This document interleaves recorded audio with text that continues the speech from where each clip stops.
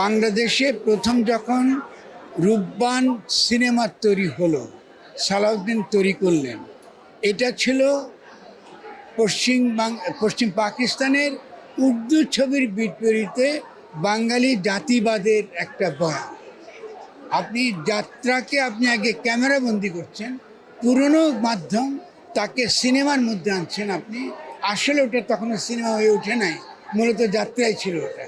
কিন্তু এটার যে জনপ্রিয়তা, এটা জনপ্রিয়তা দেখে আপনি বুঝবেন। খেয়াল করে আমি বলছি দুটো জিনিস। একটা হচ্ছে আপনি সমাজকে কী করে চিনবেন। আপনি সমাজকে চিনবেন তখন আমার একটা লেখা ছাপা হয়েছে, আমাদের তরুণরা আপনার পড়বেন না, যে বাংলাদেশের নতুন একটা জনগোষ্ঠী তৈরি হচ্ছে, তার ইঙ্গিত রূপবান সিনেমার অর্থনৈতিকভাবে সফল হওয়া। ফলে সিনেমা দেখে এটাকে পড়তে জানতে হবে আপনি, ঠিক না? আমি তো শুধু সেভাবে দেখবো না। তারপরে যখন আপনার এই বেদের মেয়ে জ্যোৎস্না যখন হলো, তখনও আমরা বলেছি এটাও বাংলাদেশে প্রথম, যেটাকে আমরা বলি বুর্জোয়া ডেমোক্রেটিক অ্যাসপিরেশন। আমাদের সময় বুর্জোয়া গণতান্ত্রিক যে আকাঙ্ক্ষা, যে একটা বেদের মেয়ে রাজাকে বলতেছে তোমার ছেলেকে আমি বাঁচিয়েছি, ফলে যেহেতু তাকে আমি বাঁচিয়েছি, ফলে সে আমার দখলে, আমি তার অধিকারী।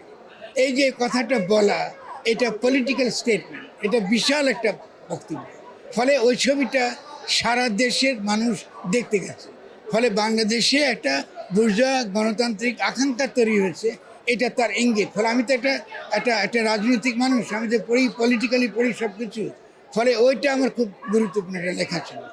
এরপরে আমি পরবর্তী ধরুন আম্মাজান নামে একটা সিনেমা এসছে, এটার সম্পর্কে আমি লিখেছি। কারণ সেখানে একটা ছেলে তার মাকে ধর্ষণ করেছে এবং সে ধর্ষণের জন্য সে আরও সকল ধর্ষককে সে হত্যা করছে। এগুলো স্টেটমেন্ট, এটা সোসাইটির স্টেটমেন্ট, এবং এটা সমাজ কী করে গ্রহণ করছে। এই যে ছবিটা জনপ্রিয় হলো, এর মধ্য দিয়ে সমাজের একটা অভিপ্রায় আপনি কিন্তু ধরতে পারছেন। এই অভিপ্রায়টা আমি যদি বুঝতে পারি, তাহলে আমার যে রাজনৈতিক চিন্তা, আমি যেসব লেখালেখি করি, সেখানে আমি এটা খবর রাখি যে জনগণের অভিপ্রায়টা কি করে এই ধরনের ছবির মাধ্যমে, এই যেগুলো আপনার বক্স অফিস হিট করেছে, এই ছবির মাধ্যমে এটা প্রকাশিত হয়েছে। বা যখন রেহানা নূর ছবি আমি দেখি, তখন সেটা ভিন্নভাবে দেখি।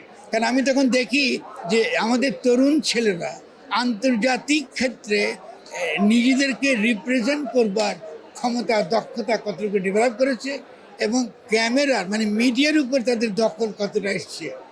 মানে সিনেমার যে ব্যাকরণ, তার যে ভাষা, তার উপর তার দখলদারি কতটা হয়েছে। ফলে ওটা খুব ইম্পর্টেন্ট ছিল। ফলে ওটা নিয়ে আমি অনেক লিখেছি।